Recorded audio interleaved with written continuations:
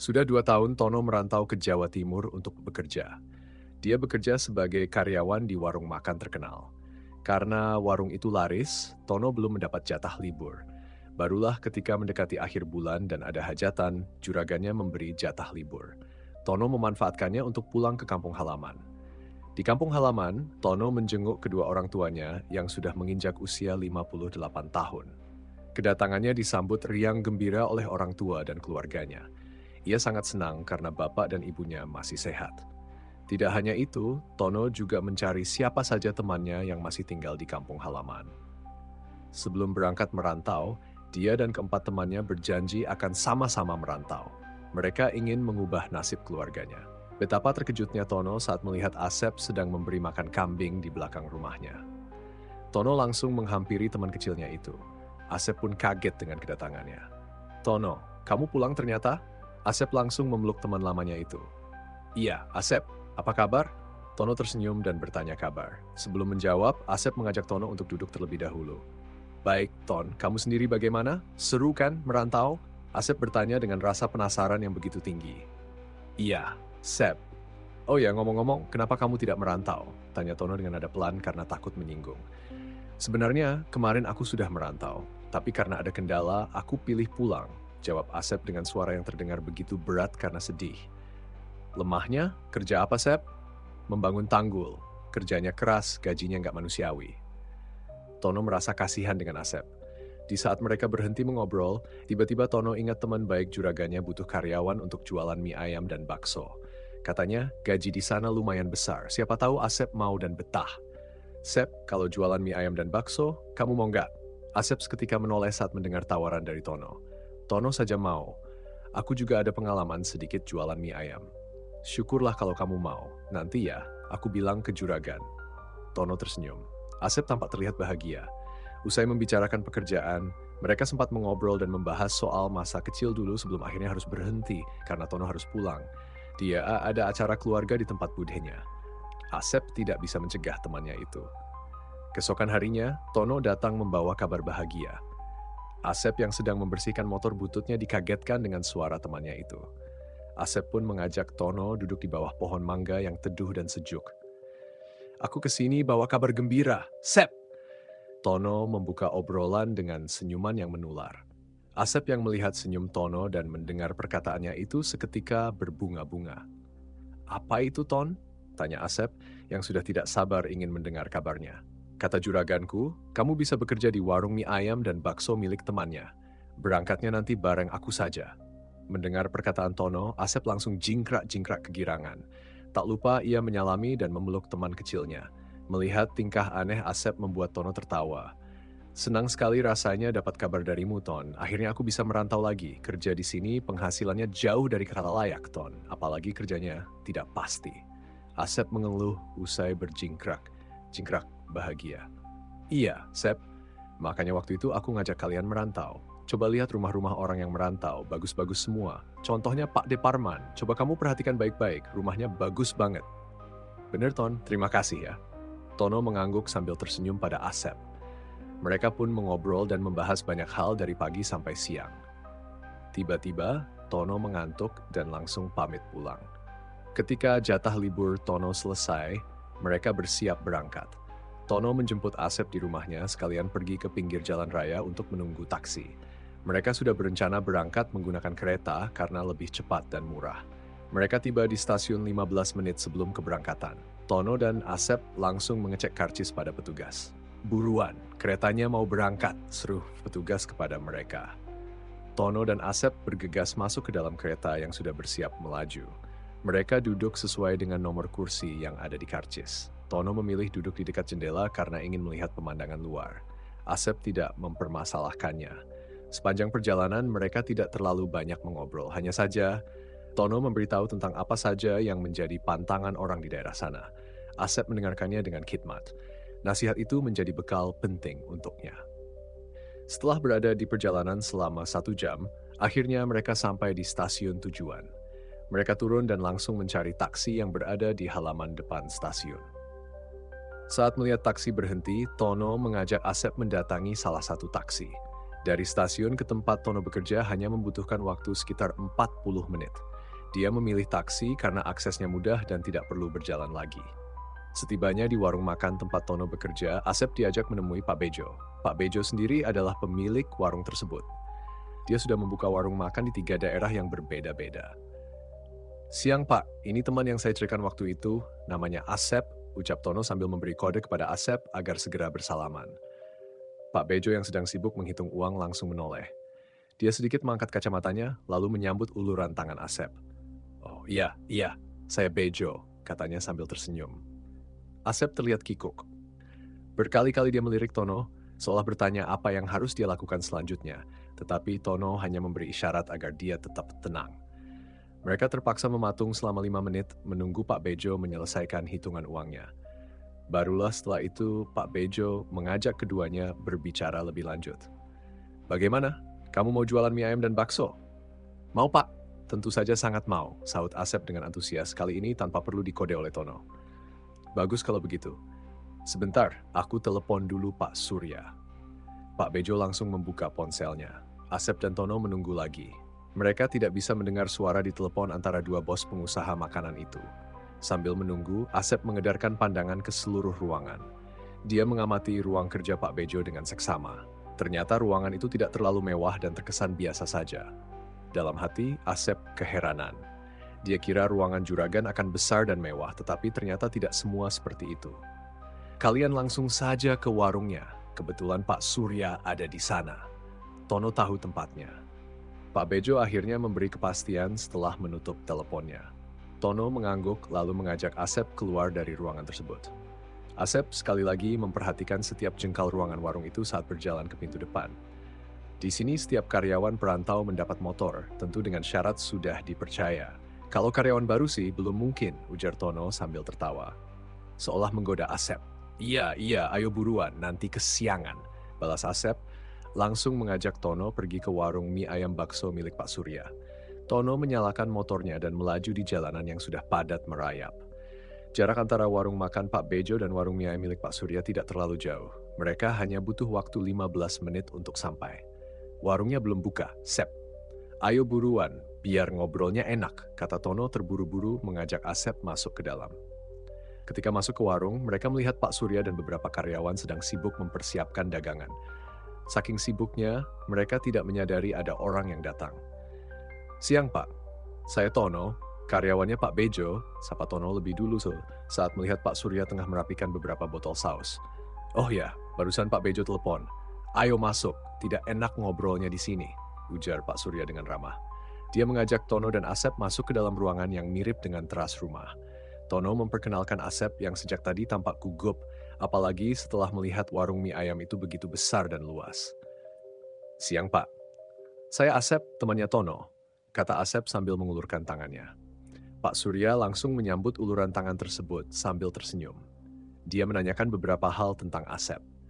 Ketika Asep bercerita soal pengalaman berjualan mie ayam, calon juragannya itu tampak senang. "Kau sudah tahu dasarnya, jadi aku tidak perlu repot-repot memandu atau mengarahkan.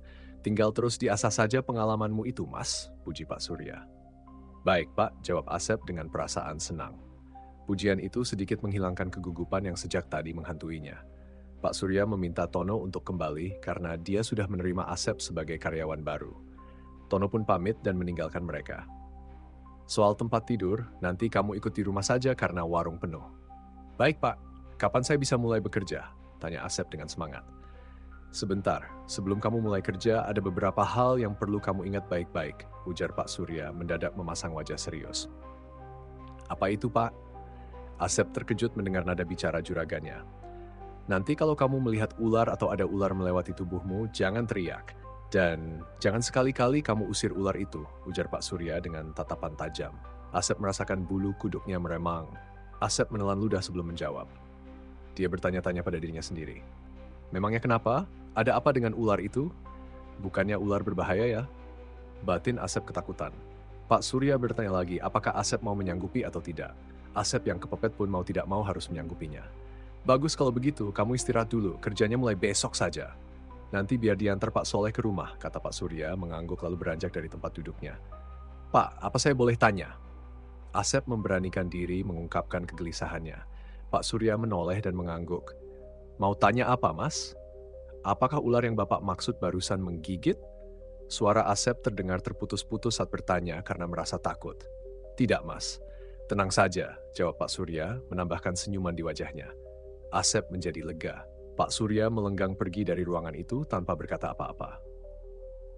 Asep yang sedang menunggu Pak Soleh datang mulai melihat-lihat keadaan sekitar. Dia selalu penasaran dengan setiap benda atau ruangan yang baru ia datangi. Belum selesai melihat-lihat, Pak Soleh datang membawa makanan sambil mengajak Asep ke halaman. Asep mengambil makanan itu lalu membuntuti Pak Soleh. Ketika sampai di rumah Pak Surya, Asep membantu Pak Soleh menurunkan barang-barang yang tadi juga ikut dibawa. Tentu saja barang itu adalah keperluan warung. Mereka menata barang-barang itu di belakang rumah sampai selesai. Saat semua sudah beres, Pak Soleh mengajak Asep masuk ke dalam. Dia menunjukkan kamar yang nantinya akan digunakan Asep untuk tidur. Kamar itu dekat dengan dapur dan betapa terkejutnya Asep saat membuka pintu. Kamar itu sangat luas. Asep sampai tidak percaya kalau dia bakalan tidur di sana. Padahal di rumahnya, kamar tidurnya sangat sempit dan hanya cukup untuk satu kasur saja. Pak Soleh pamit keluar usai memberikan arahan pada Asep. Asep yang sudah tidak sabar ingin mencoba kamarnya kembali membukanya. Betapa terkejutnya Asep saat melihat ular besar sedang berada di ranjang. Ular yang mirip dengan ular piton itu menatapnya. Kepalanya terlihat sangat aneh. Asep hendak berteriak dan mengusir ular tersebut, namun dia ingat kata-kata Pak Surya. Mau tidak mau, karena terpepet dan tidak bisa melakukan apa-apa, Asep masuk ke dalam pelan-pelan. Dia meletakkan tas dan barang bawaannya di samping ranjang. Ketika sedang melepas jaket, ular itu berjalan mendekatinya. Rasanya Asep ingin teriak atau menendang ular tersebut, namun dia takut kalau juraganya tahu. Tubuh Asep membeku ketika ular itu melata tepat di atas kedua kakinya. Berkali-kali dia mengatur napas. Asep memalingkan wajah saat ular itu menatapnya. Ular itu terus berjalan hingga keluar dari kamarnya. Asep buru-buru menutup pintunya. Dia sedikit lega karena ular besar tadi sudah pergi. Asep yang sudah capek mulai menata kasurnya. Saat sedang beristirahat di ranjang, tiba-tiba kamar itu terasa sangat panas. Kok kamarnya jadi panas ya? Gumamnya. Asep terlihat panik. Keningnya dipenuhi butiran keringat. Dia turun dari ranjang lalu membuka jendela. Ketika berada di depan jendela, Asep merasa lega karena angin berembus kencang. Mungkin kalau jendelanya aku buka, anginnya bakalan masuk. Batin Asep sambil berjalan ke ranjang.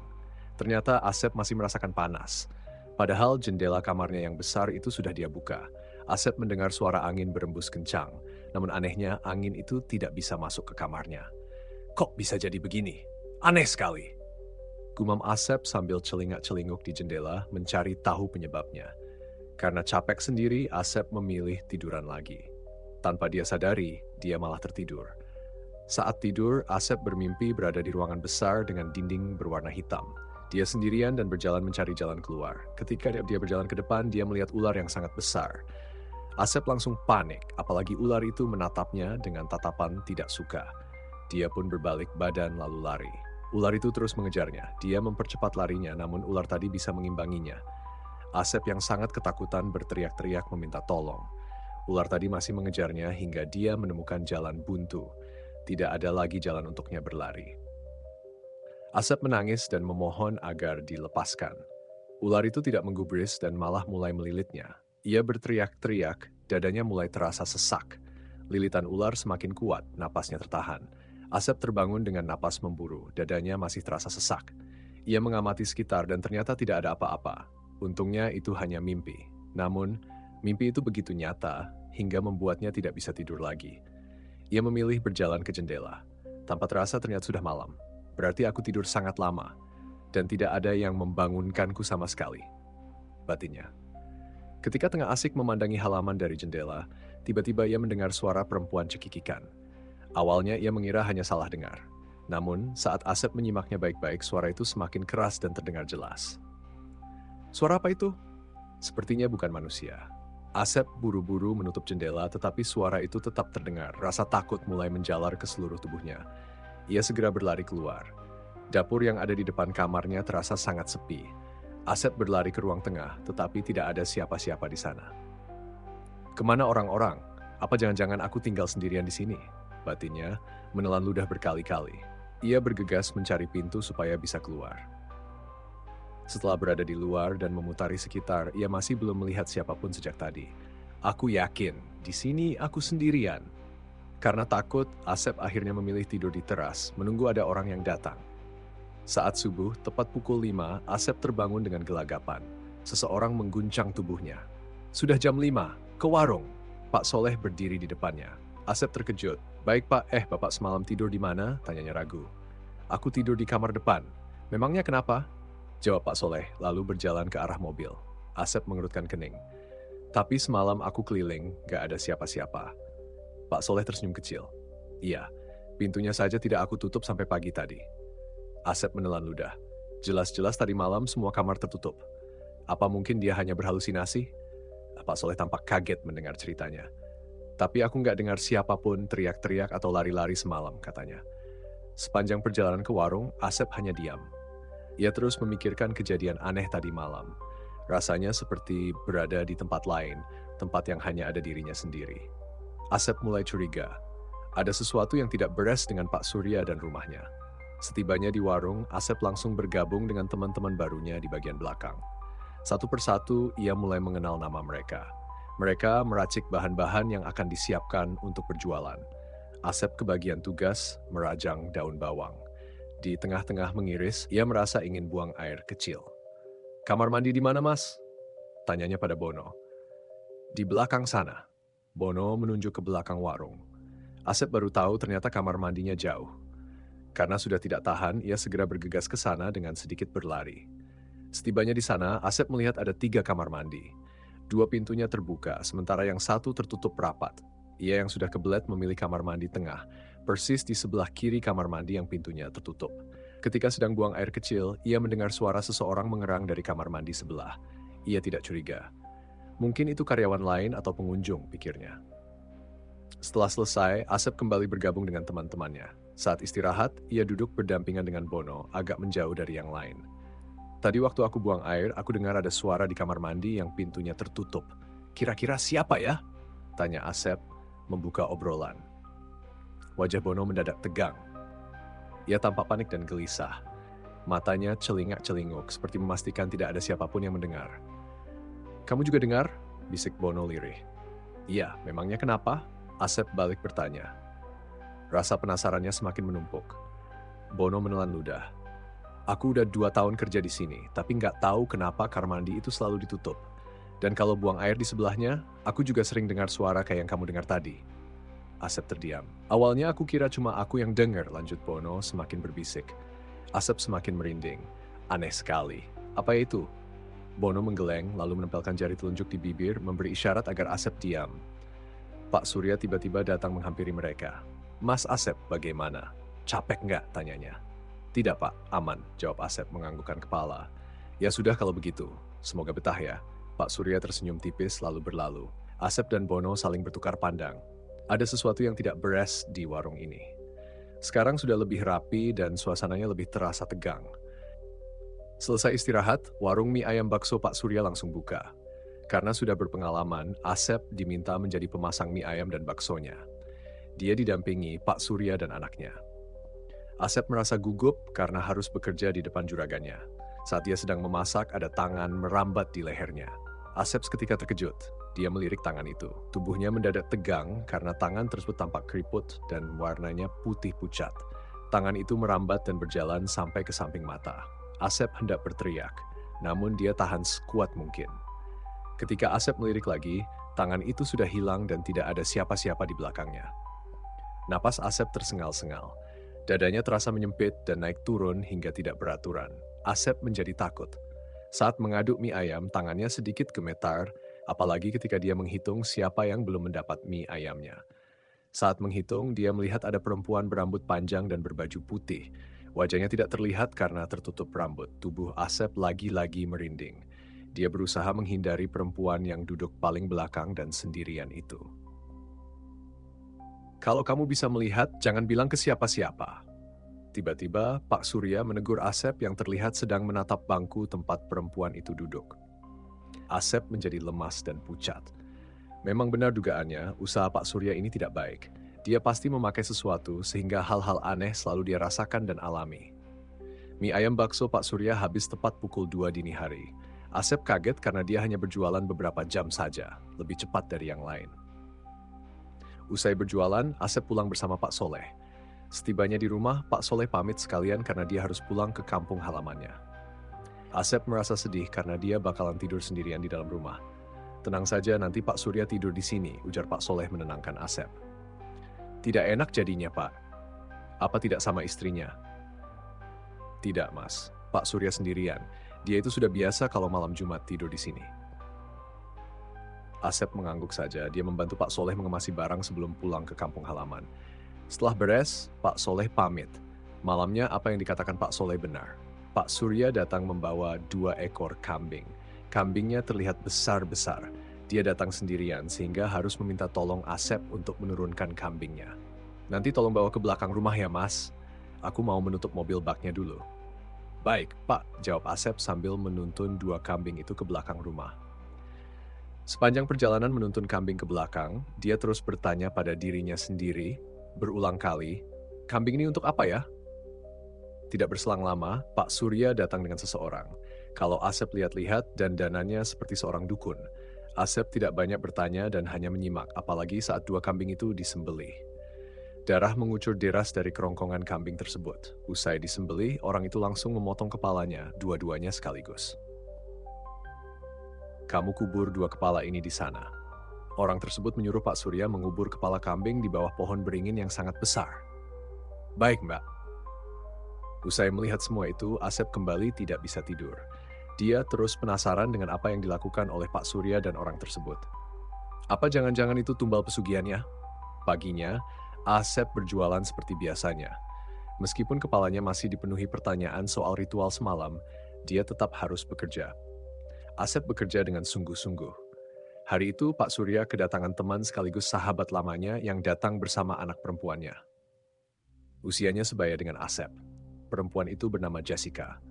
Asep sedikit terpana dengan kecantikan anak Pak Daya tersebut, namun dia sadar kalau dia bukan siapa-siapa. Asep melayani kedua tamu istimewa juragannya dengan ramah dan santun, sehingga membuat Jessica kadang-kadang mencuri pandang. Mereka hanya mampir sebentar lalu pergi. Malamnya, Asep diajak ke rumah orang yang kemarin menyembelih kambing. Hal itu semakin membuatnya yakin kalau Pak Surya memakai pesugihan dan orang itu adalah dukunnya yang bernama Mbah Do. Asep sangat ketakutan ketika berada di rumah Mbah Do. Berulang kali, dukun itu menatapnya dengan tapan tidak suka. Asep takut kalau dirinya bakal dijadikan korban oleh mereka. Dia terus menunduk sepanjang mereka mengobrol. Dia sedikit tenang saat Pak Surya mengajaknya pulang. Asep yang sampai di rumah tidak bisa tidur. Dia memilih untuk menemui Tono. Dia ingin menceritakan apa yang dialaminya. Asep benar-benar takut dan ingin bertanya tentang jalan keluarnya. Kebetulan saat itu Tono sedang bersantai dengan Dwi. Kedatangan Asep mengejutkan mereka. Asep langsung bercerita di depan keduanya. Dwi yang baru dia kenal juga ikut mendengarkan. Mereka kaget mendengar apa yang Asep alami. Kalau menurutku, Pak Surya benar-benar pakai pesugihan. Benar pakai pesugihan deh. Dwi menimpali usai Asep bercerita. Aku pikir-pikir lagi, sepertinya dia pakai, tapi aku tidak menyangka loh kalau dia pakai begituan karena selama ini dia baik sih orangnya. Tono sedikit tidak menyangka dengan apa yang Pak Surya lakukan. Masalahnya, aku sering diajak ke ritual-ritual itu. Takutnya, jangan-jangan aku yang dijadikan tumbal.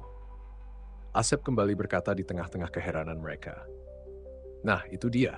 Kalau itu aku juga belum tahu cara bisa keluar dari sana. Karena menurut pengalaman yang ada, jika orang sudah ditargetkan menjadi tumbal, mau tidak mau orang itu harus jadi tumbalnya. Dwi menjelaskan sambil memasang raut wajah khawatir. Mendengar itu, Asep tampak sedih. Dia semakin takut usai mendengar penjelasan dari Dwi. Apa benar dia akan menjadi tumbal dan tidak bisa keluar dari sana? Kamu tahu dari mana, woi? Jangan menakut-nakuti begitu. Tono menonjok pelan lengan Dwi yang sedikit kekar. Temanku sendiri, bos. Aku tidak berbohong. Dwi menggeleng. Apa kamu tidak punya teman yang bisa lolos dari hal itu? Ada syaratnya. Dia harus bisa pergi dari sana sejauh mungkin. Artinya, harus sampai pindah pulau, Ton. Pikiran Asep semakin tidak karuan. Kepalanya dipenuhi berbagai masalah, dan hatinya diselimuti rasa takut yang begitu mencekam. Apanya itu caranya? Asep bertanya dengan nada getir karena saking takutnya menjadi tumbal. Iya, bos. Kamu harus pergi ke pulau lain, misalnya merantau ke Sumatera, jawab Dwi sambil terus meyakinkan Asep. Karena mungkin itu salah satu jalan keluarnya, mau tidak mau Asep harus melakukannya. Dia harus pergi dari sana dan merantau jauh. Asep pun izin tidur di sana. Dia baru balik ke warung pukul 5 pagi. Saat dia jualan, tiba-tiba Pak Surya memanggilnya. Asep menarik napas dalam-dalam lalu mengembuskannya dengan agak keras. Apa jangan-jangan hari ini eksekusinya? Kalau iya, sebaiknya aku harus segera pergi. Asep buru-buru izin ke kamar mandi. Ketika berhasil keluar, dia berjalan mengendap-endap ke jalan raya. Namun, nasib sial memang sedang tidak bisa diajak kompromi. Saat baru sampai di jalan raya, dia bertemu Pak Dayat. Kamu Asep yang kemarin itu ya? Pak Dayat langsung mengenali Asep. Asep yang sudah mati kutu hanya mengangguk. Mau kemana? Kok kelihatannya buru-buru? Tanya Pak Dayat yang semakin membuatnya kikuk. Oh ini, mau cari angin Pak. Asep beralasan supaya tidak ketahuan. Pak Dayat meminta Asep untuk masuk. Ketika berada di ruangannya Pak Surya kaget karena ternyata Asep sudah bersama Pak Dayat. Tadi aku panggil-panggil, ternyata sudah ketemu duluan. Pak Surya tertawa saat melihat mereka datang. Memangnya ada apa, Pak? Asep menatap Adhaya dan Pak Surya bergantian. Dia masih belum mengerti mengapa Pak Surya memanggilnya. Adhaya tertawa melihat gelagat Asep yang sedang kebingungan. Dia pun meminta Asep untuk duduk duluan. Begini, Sep, kemarin saya datang dengan anak saya. Nah, dia itu suka dengan kamu. Pulangnya dia minta saya ke sini lagi untuk mengajak kamu jualan di tempat kami. Bagaimana? Aku juga sudah izin dengan Pak Surya. Katanya Pak Surya tidak masalah. Mendengar itu, Asep bersorak-sorai di dalam hatinya. Dia tidak menyangka penyelamatannya ternyata datang sendiri saat dia tidak tahu harus bagaimana lagi. Asep yang takut dijadikan tumbal oleh Pak Surya langsung menyetujui. Apalagi dia bisa dekat dengan Jessica, perempuan yang menarik perhatiannya kemarin. Deal? Ya, kamu mau. Pak Dayat meyakinkannya lagi. Deal, Pak. Asep langsung menyambut tangan Pak Dayat. Baiklah kalau begitu kamu bisa datang ke tempat saya besok. Pak Dayat tersenyum. Pak Surya pun mengucap selamat. Malamnya Asep menemui Tono dan Dwi. Dia ceritakan kebahagiaan ini pada mereka. Mereka terkejut dan ikut senang. Keren. Berarti kamu tidak perlu ikut lagi menjadi tumbal. Dwi sangat terkejut karena Asep bisa keluar dari tumbal pesugihan itu. Iya, beruntung sekali aku ada yang menyelamatkan. Asep masih tampak kegirangan. Besoknya dia dijemput langsung oleh Pak Dayat dan Jessica. Dia masih tampak malu-malu dan canggung. Mereka baru saja bertemu sehingga dia tidak berani seenaknya. Asep mendapat kamar tidur di dekat kamar Jessica. Rumah itu lebih nyaman dan tidak semenakutkan rumah milik Pak Surya. Awalnya, Asep dan Jessica tampak malu-malu, namun lama-kelamaan mereka bisa akrab. Di sana, Asep tidak mengalami hal-hal aneh. Meskipun sama-sama berjualan mie ayam dan bakso, warung milik Pak Dayat tidak semenyeramkan milik Pak Surya. Asep tidak menemukan apa-apa di sana. Ia berjualan dengan lebih giat, apalagi setelah mendapat perhatian lebih dari Jessica, anak dari juragannya sendiri. Hari ketiga berjualan, Asep dipanggil oleh Pak Dayat. Ia tentu merasa takut karena kelihatannya juragannya itu tampak serius saat memanggilnya. Asep menghadap Pak Dayat dengan 1000 pertanyaan di kepalanya. Jangan-jangan selama ia bekerja ada kesalahan yang tidak ia ketahui. Begini, Asep, karena anak saya sudah ingin menikah dan dia hanya menyukaimu, bagaimana kalau kamu bawa orang tuamu ke sini? Pak Dayat langsung berterus terang. Asep sempat tidak mengerti maksud dari perkataan itu karena terlalu terkejut.